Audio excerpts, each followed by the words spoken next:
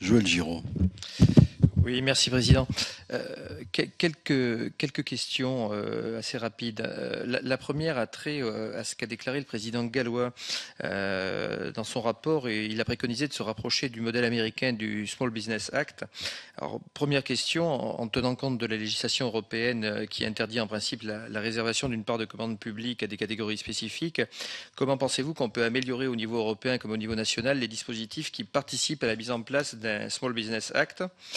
Alors ensuite, on a vu quand même les efforts en direction des entreprises innovantes avec la mise en place du guide des bonnes pratiques édité par Bercy, qui recense vraiment une mine d'informations pour gagner les marchés publics, le développement de l'allotissement et la réservation de 2% de la commande publique, c'est-à-dire 1 milliard d'euros.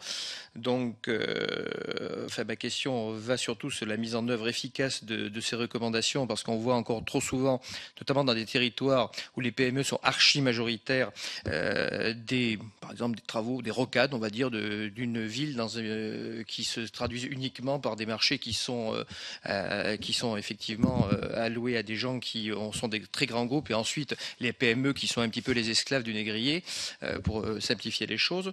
Donc je m'inquiète un peu de cela.